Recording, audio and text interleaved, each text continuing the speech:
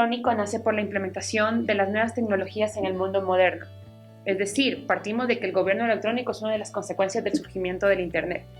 En virtud del desarrollo de las diferentes herramientas que brinda esta red y consecuentemente por los nuevos medios que se han implementado, el gobierno se ha visto en la necesidad de adecuar sus políticas públicas a una realidad un poco más, a un sistema mucho más adecuado a la realidad que se vive del momento, gracias a la implementación de estas nuevas herramientas que la tecnología trajo consigo como consecuencia de la globalización que se vivía. Estoy muy de acuerdo con usted, señorita Córdoba, pero de hecho quisiera hacer una acotación adicional a su presentación. De hecho, hay que recordar que el Internet nace de una instrucción militar, nace a través del proyecto de los Estados Unidos para la creación del Internet y así comunicarse mejor en su esfera militar.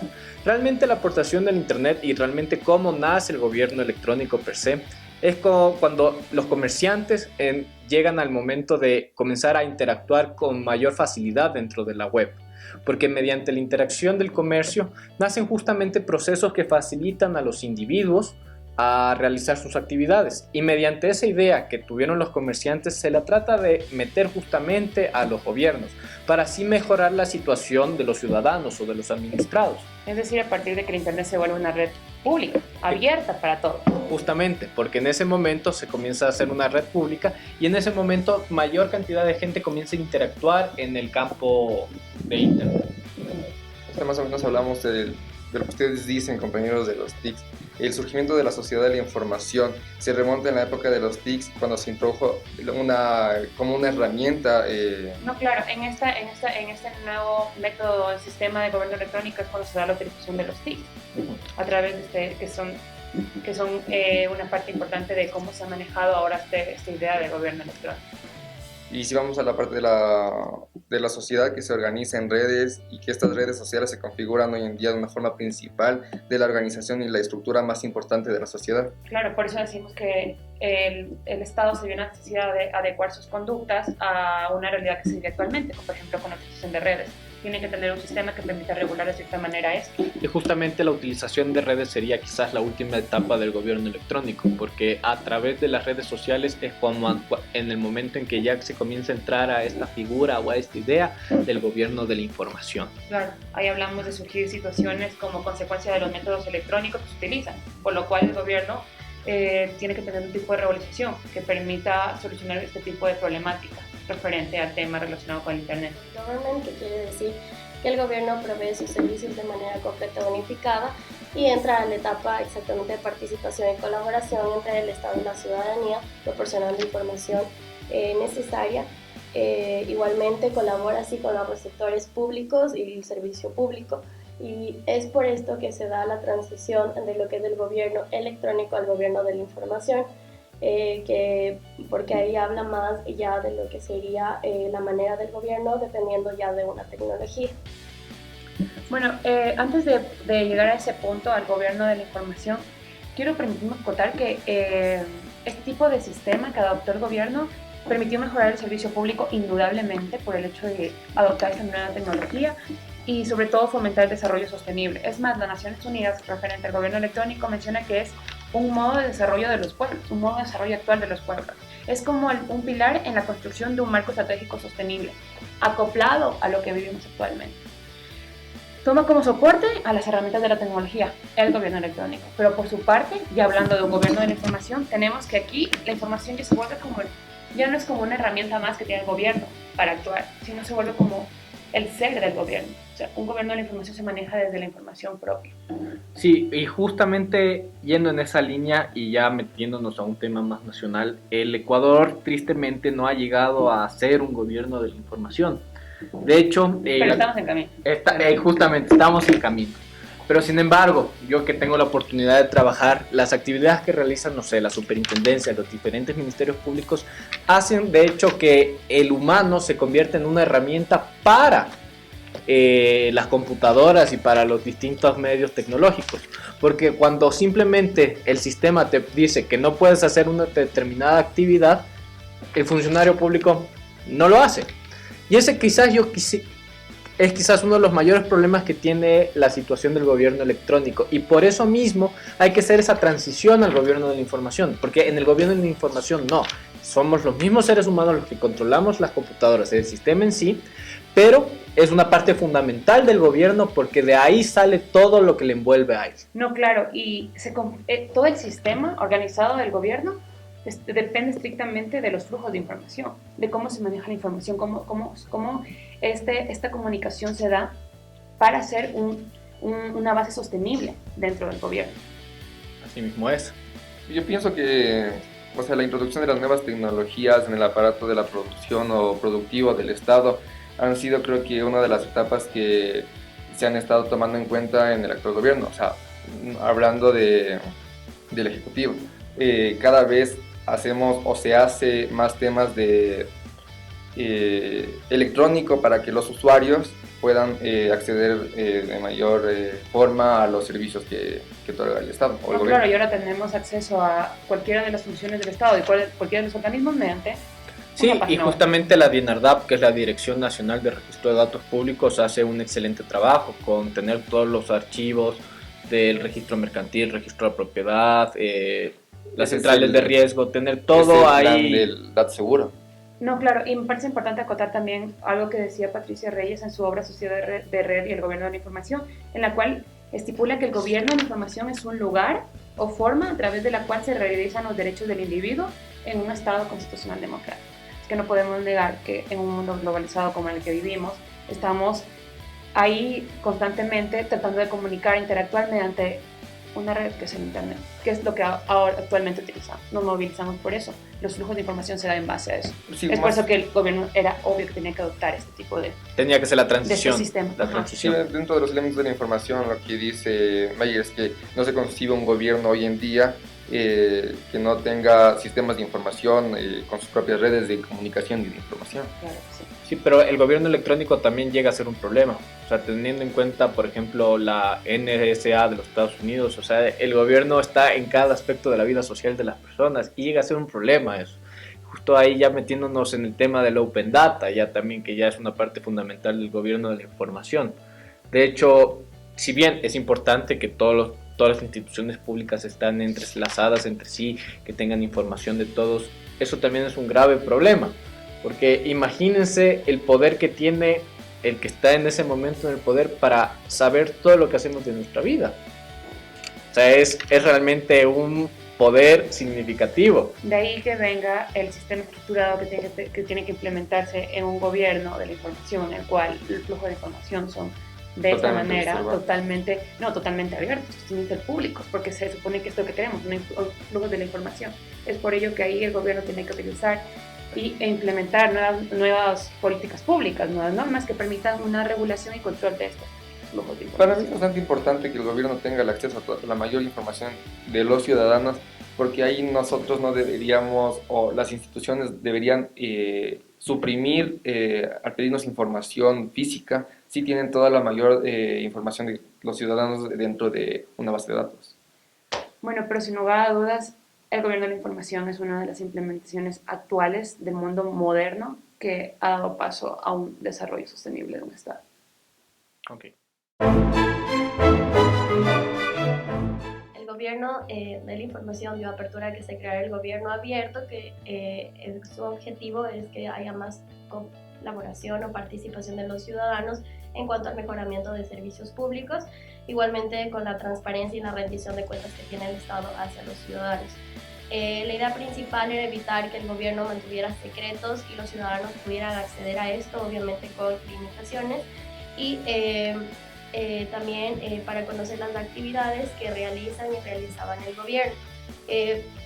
En cuanto al gobierno abierto, tenemos tres pilares fundamentales, que es la transparencia, la colaboración y la participación en base al ciudadano con el Estado, y así poder crear como una mejor relación y que no exista como una barrera entre el Estado y los ciudadanos. Para acotar, lo que tú estás diciendo, Cami, que es bastante importante, me gustaría decir que este concepto de gobierno abierto se dio a finales de 1970 en Inglaterra y cuya idea principal fue lo que tú dijiste, evitar los secretos del gobierno y mantener la iniciativa y la apertura para que se conozca todo eso a través de la ciudadanía.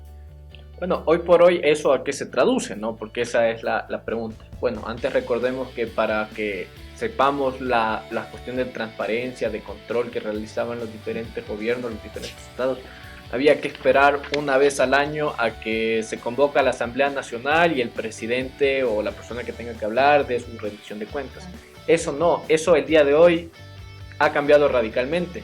Hoy, mediante el uso del Internet, uno puede entrar a las diferentes instituciones públicas, ver los contratos públicos, ver que las cosas se están haciendo bien, y realmente es un gran avance, es un avance espectacular, porque ahora sí, con el uso de la tecnología, ahora cada vez se le está dando mucha más fortaleza a los ciudadanos, a los mandantes. Sí, totalmente de acuerdo. Yo podría decir que este tipo de gobierno abierto se traduce tal vez como una política pública, en la cual la información y los datos gubernamentales son los protagonistas, sin lugar a dudas, ya que toda vez que se pide el libre flujo de los mismos con el fin de garantizar mayor transparencia, como ustedes mismos lo mencionaban, es uno de los pilares fundamentales de esta nueva figura que ha adoptado el gobierno al momento en su nuevo sistema.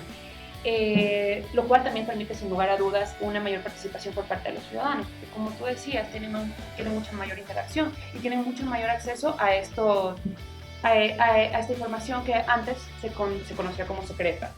¿Cuál es la causa principal? Yo creo que es que en la actualidad haya más posibilidad de que la información tenga mayor fluidez, que es uno de los principales puntos de los cuales parte el gobierno de la información, la fluidez de la misma. También estamos hablando de que el derecho a la información está consagrado dentro de nuestra Constitución, ¿no? Tenemos derecho a la libre información y al derecho de petición, que las instituciones públicas deben darnos la información que nosotros requeramos para cualquier motivo o para cualquier problema de nuestra vida diaria.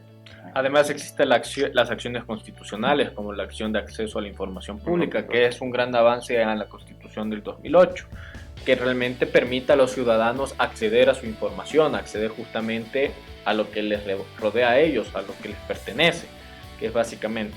Sin embargo, yo en esto soy muy crítico. No sé necesariamente un gobierno abierto o un open data es lo mejor. Y digo esto y yo soy muy crítico porque veamos lo que pasa con el SRI, por ejemplo. A mí me parece una aberración que, por ejemplo, los datos de la declaración de impuesto a la renta estén en el Internet de todos los ciudadanos. A mí me parece eso mal. Bueno, ahora ahorita tiene mucho juego la estructuración con la cual se maneja el sistema, ¿me explico? O sea, eso bien mencionaba Camila, que tiene que tener límites en cuanto a ese tipo de fluidez de la información, con lo cual no se ven afectados los derechos que a ti te pueden parecer que se están violando.